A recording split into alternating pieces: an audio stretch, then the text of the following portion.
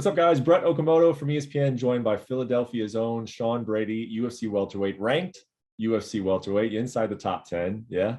Yes, And sir. Sean, man, I've talked to you at your fights. I don't think we've ever really kind of talked in a setting, like well before a fight. Yeah, yeah, And I would love to talk about a fight, but you don't have one.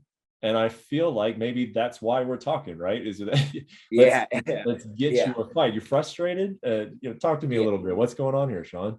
Yeah, so I'll just give you like a little timeline. So going back to almost this time last year, I was almost in the same scenario I was in right now. Like I came off that Jake Matthews win. I had no injuries and I was trying to get a fight for months. And then eventually the UFC came to me like, hey, Kevin Lee's moving up to 170. Would you want to take that fight? And it was on that Conor McGregor card. So we are like, you know what?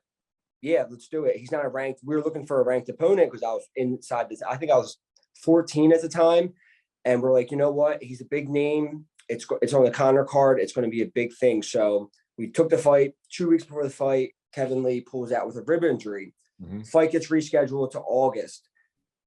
3 weeks before the fight, I get a staph infection that puts me in the hospital. Yeah. I was almost like, I literally thought I was going to lose my leg. It was the craziest experience of my life. I went from sparring on a Saturday to admitted to the hospital on Monday. I was in the hospital for a week, had emergency surgery on my ankle. Yeah. And then what a lot of people don't know is I had a PICC line put in my arm. I never even knew what a PICC line was.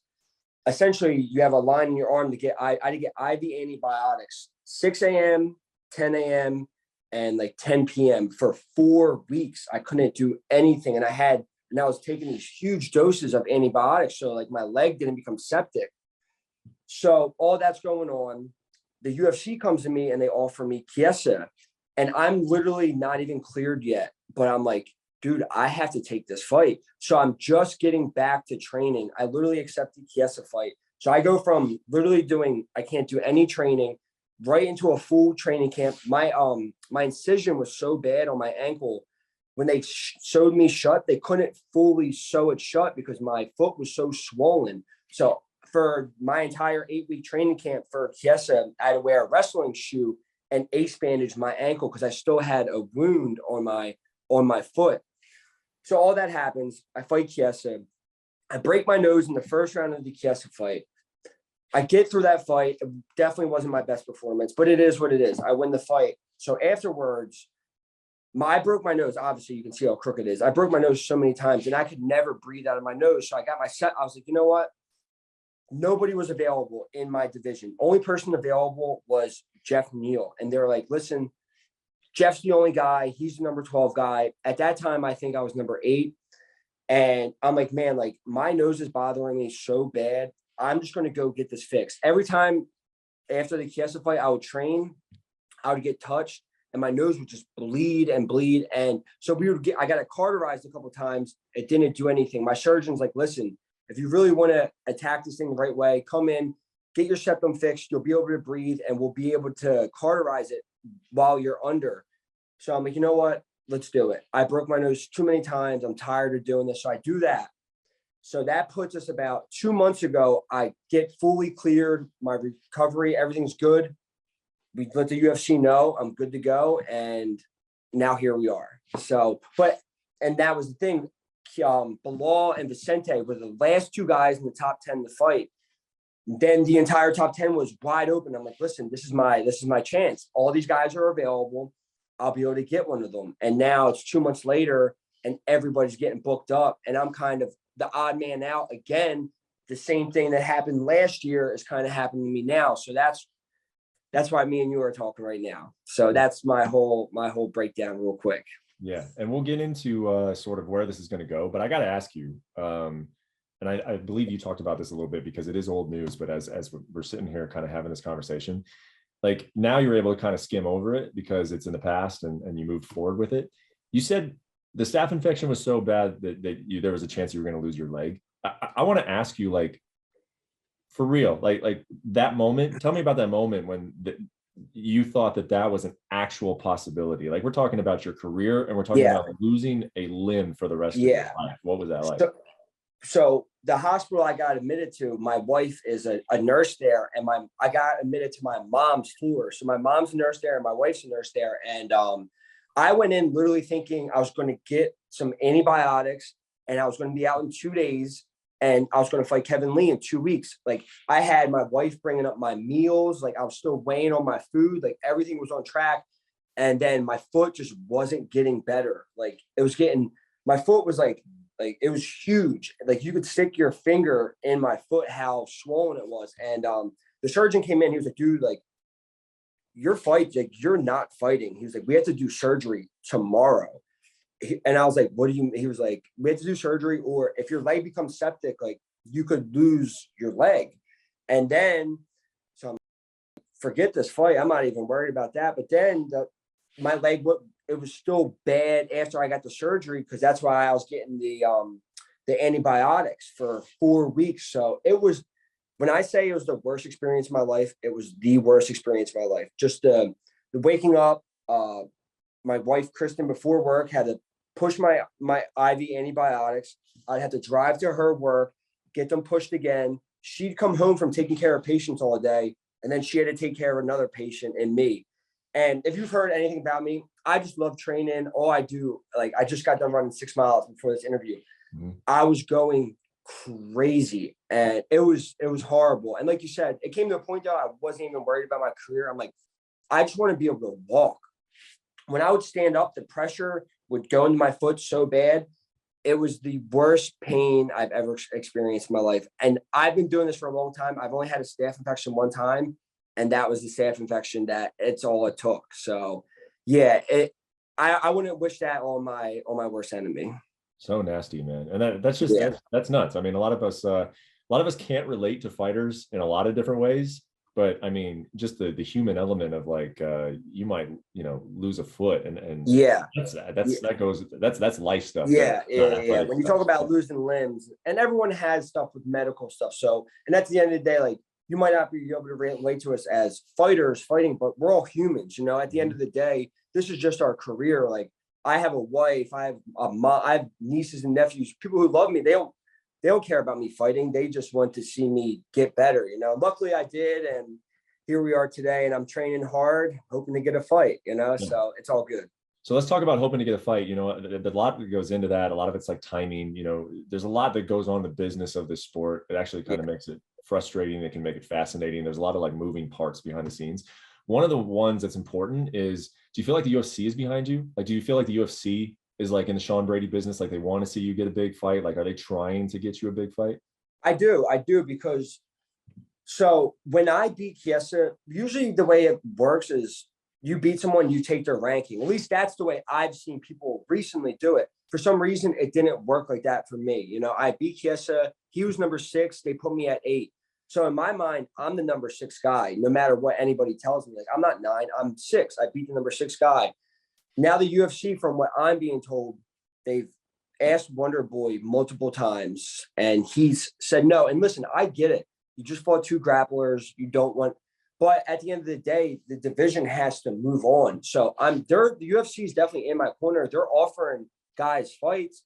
It's just, they're saying no. And now the whole thing with Belal is they're offering, from what I'm being told, they're offering Belal a fight with me. And Belal is saying, no, I want to fight the guys ahead of me, which I get. That's what everybody's trying to do. But guys have fought down to fight Belal in the past. Damian Maia was ahead of him. Wonder Boy was ahead of him. Vicente Luque was ahead of him. So at some point, you're going to have to do it. So all these guys fought down to fight him. And if you look at the guys ahead of him, he's trying to fight Khamzat. I know for a fact he's not fighting Khamzat. I can guarantee you he's not fighting Khamzat. So it's like, all right, that card's out. Like, I know you're not fighting him. Gilbert Burns, Gilbert wants a big fight. That's not the fight I'm sure Gilbert's looking for. Leon Edwards is fighting for the title. Colby Covington just got sucker punched, and now he has brain damage. That dude ain't fighting for a while. So realistically, there is nobody. It's me and you, and me and him were matched up.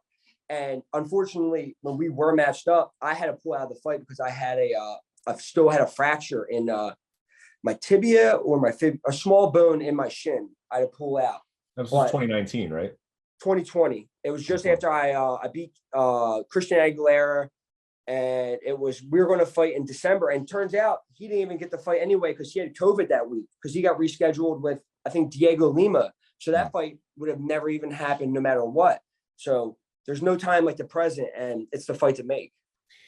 Do you feel like, I mean, because this is Belal's in this situation today. You could be in this situation tomorrow. You know, you end up still winning. You could be the number 4, number 5, number 3 ranked guy. Yeah.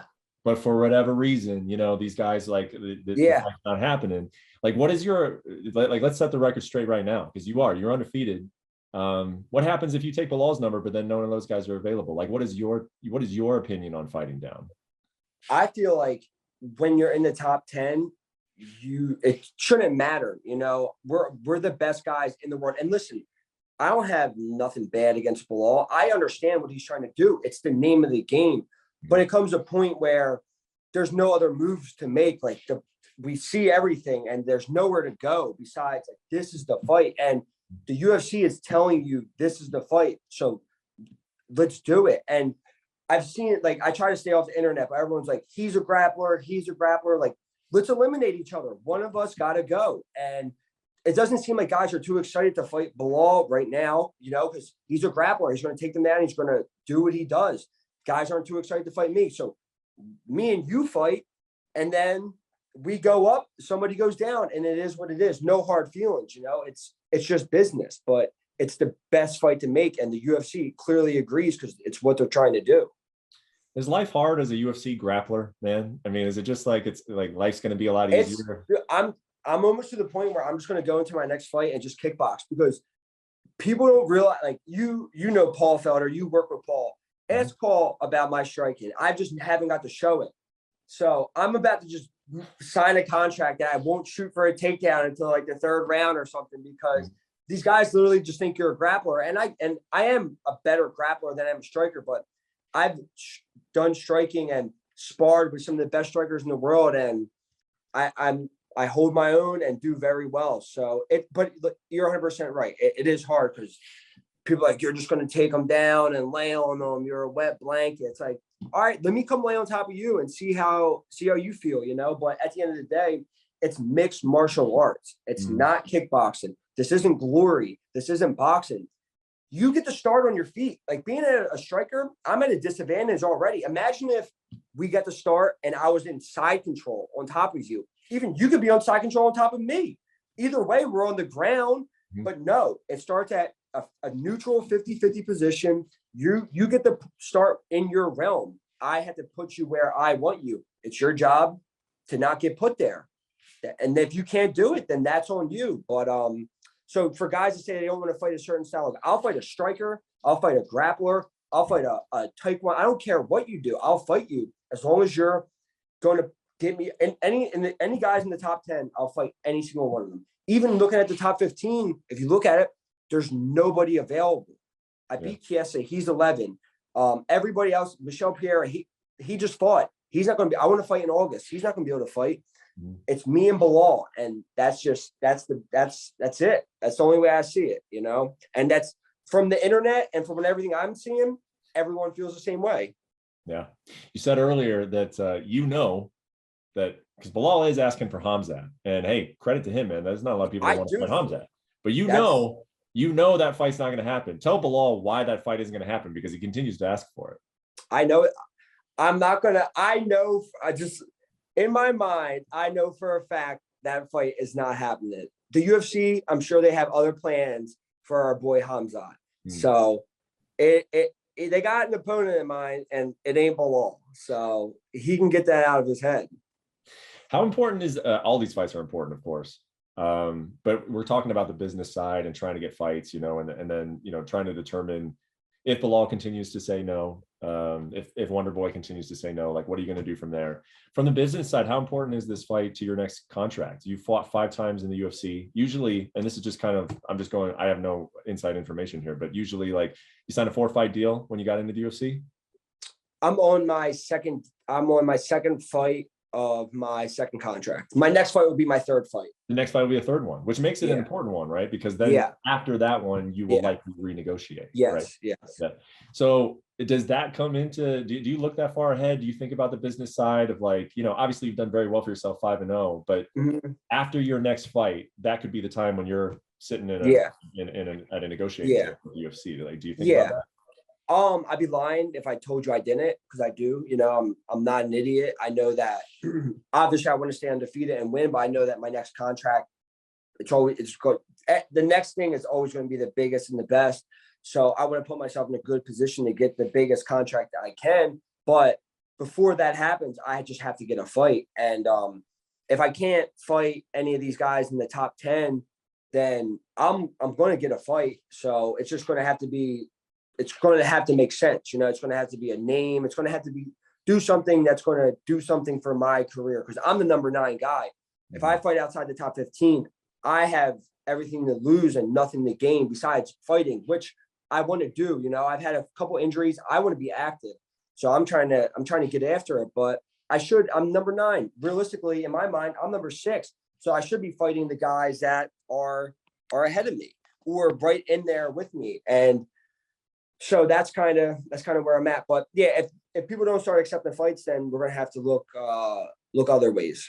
Yeah, and it doesn't sound like you've done that yet, and hopefully you end up getting what you want. But are there any names in the welterweight division that just like because you have been here for a minute, like you're obviously aware of who's in the division? Are there any names that you say, you know what, maybe the number next to their name doesn't make sense, but I would like a fight with that guy? I mean, maybe if Kevin Holland wins next weekend. But it's just all these guys have fights. And I know Kevin, he likes to turn around fast. So if I don't have a fight by next week, and if he wins, who knows? That could be it, But there's no one else. Like me and Poirier had a little thing online. I know that's not going to happen. I'm realistic. I'm not going to fight Nick Diaz. I'm not going to fight Nate Diaz. Like, I'm realistic with myself. I know who I am. I know what my name value is right now. And it's not the biggest name out there yet. One day it will be, but right now it's not. So, but I just want to fight the guys who are ranked and make my way up. But if not, the UFCs, they do what they do. They're smart, and hopefully they'll have something in mind for me. If not, I'll sit down with my manager, Nima, and we'll figure something out. Yep. Last thing, and you might not know the answer to this, and that's okay. But what kind of time for like how antsy are you getting? Like how long are you willing to wait for an answer from like Belal or Wonder Boy? Like what is like, I got to fight by this date, Yeah, I don't want to wait till September. I want to fight in August. I think there's plenty of good cards in August. Even I think they just announced there's an August 27th card that might be in like Louisiana or something like that. Like that's like my deadline, that's the last. I don't want to push it past that date. So hopefully some stuff can get resolved by then. And listen, I don't think no one in this sport, there's people online, like people are scared. No one's scared. No one's running. Everyone's just trying to make smart business moves. And I get it. But at the end of the day, we are fighters, and what's going to solve all of this is fighting, and we have to fight. So hopefully somebody wants to fight, and I get to do what I do best, and that's fight. Well, I wish you the best, man. I would love to see you back in action, of course. A big win over Chiesa. As you mentioned, maybe the circumstances going into that fight weren't the best, wearing a shoe around an infected wound, or I'm doing grappling matches because I'm waiting for a fight. I just grappled against Ben Saunders like 2 weeks ago, just because I'm so antsy. Like I'm training. I'm like, let me get a grappling match to hold me over. So hopefully something good comes out of it. But I appreciate you sitting down with me and giving me the time, Brett. Yeah, absolutely, man. Hope to see you in August, and I'll stay on Nima and get him to let me know what's going on. The best of luck. Thank you, brother. I appreciate it. Thank you for watching ESPN on YouTube. For live streaming sports and premium content, subscribe to ESPN+.